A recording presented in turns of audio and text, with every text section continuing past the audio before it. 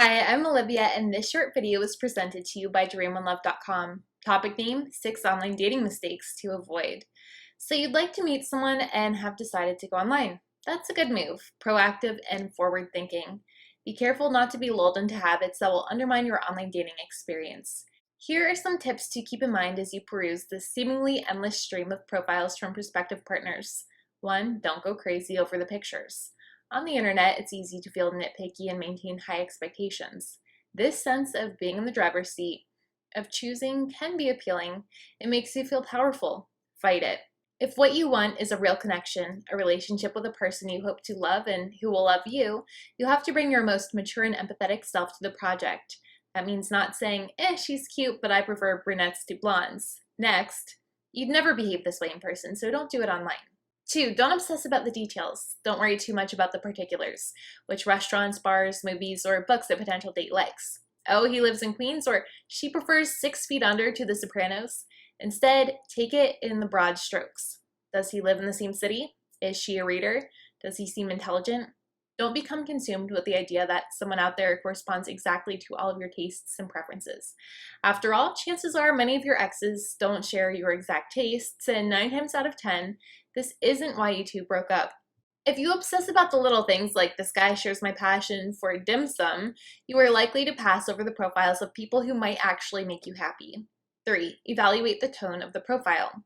What's actually important in evaluating a profile is its tone. You want to try and get a sense of what the person is like, which can truly be difficult. It's a challenge as a novelist to convey characters in meaningful ways. It's no less demanding for a person writing or reading dating profiles. It's key to read between the lines to get a sense of whether the person seems well-adjusted, pleasant, friendly, and reasonable, someone you would be drawn to if you met him or her in person, even if you didn't know her top 5 favorite movies.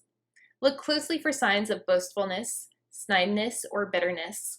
Also, insincerity. The person who claims over and over again to absolutely love his or her life just the way it is, to be completely and totally satisfied with everything in it.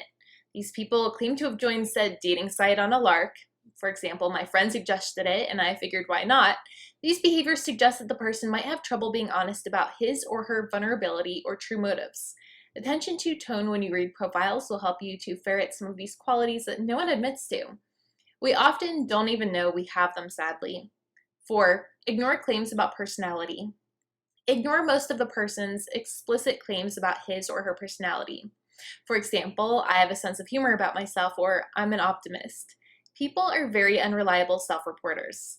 That's not just because they lie, although it's a possibility too, but because the way we see ourselves often bears little relation to how others see us.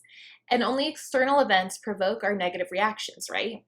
We humans are expert self-justifiers. It means nothing.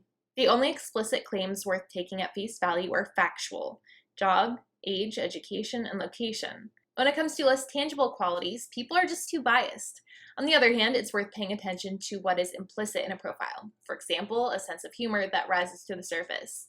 A friend of mine answered a question about his strengths this way: I am responsible about refilling the Brita pitcher. This says more about what he's like in a conversation than any claim of being a funny person. 5. Don't get attached based on a profile. No matter how much of an expert you've become at reading profiles, and no matter how well the guy or girl corresponds to your dream match, there's still a lot that you won't be able to glean until you sit across from him or her at a coffee shop.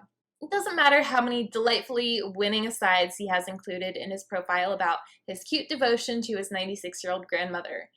Think her passion for hot dogs and minor league baseball suggests just the kind of chill, fun-loving girl you've fantasized about dating? You learn so much more from a person's manner and demeanor, whether he makes eye contact, her tone when she speaks, how often she smiles. You also recognize social niceties. That is, what sort of effort he makes to ask you questions, whether she is constantly checking her phone, etc. So much vital information is only disclosed in person.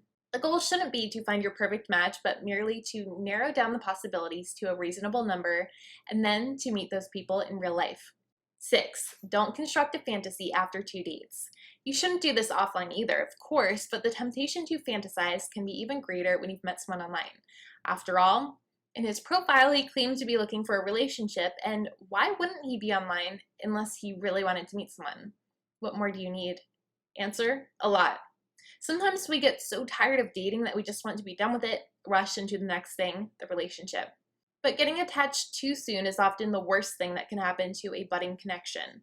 It tends to dampen flirtation or scares off your counterpart after a few dates. To become too attached suggests you are projecting a fantasy onto the other person. It can be hard when you so badly want to find the one, but getting to know another person truly takes time and patience. Thank you for watching.